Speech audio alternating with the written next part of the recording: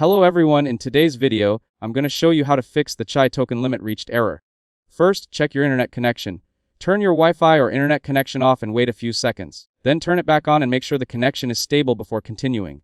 Now open the Run tab by pressing Windows and R on your keyboard. Here type %temp 10% and click OK. Now you will see a folder containing temporary files. Select all the files and delete them. If some files cannot be deleted because they are currently in use, simply skip them and continue. Next, go back and open the Run tab again. This time type temp and click OK here. Delete all the files in this folder as well to clear additional temporary files that may be affecting system performance. After that, open the recycle bin from your desktop. Now click on empty recycle bin and then click yes to permanently remove all deleted files from your computer.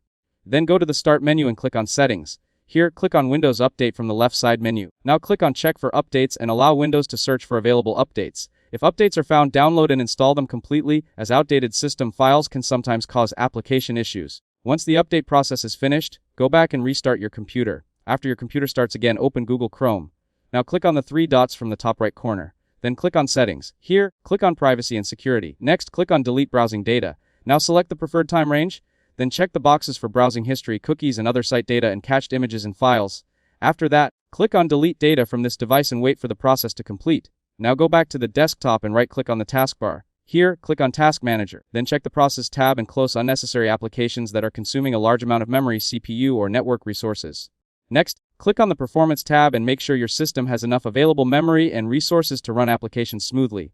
After that, close Task Manager and reopen Google Chrome. Now visit the Chai website or open the Chai application and sign into your account. Give the app a few moments to load properly and then check whether the error message is still appearing. If the token limit message continues to appear, it may indicate that your account has reached its usage limit. In that case, wait for the limit to reset or review any available subscription or upgrade options provided by Chai. That's it, thanks for watching. Don't forget to like and subscribe for more videos.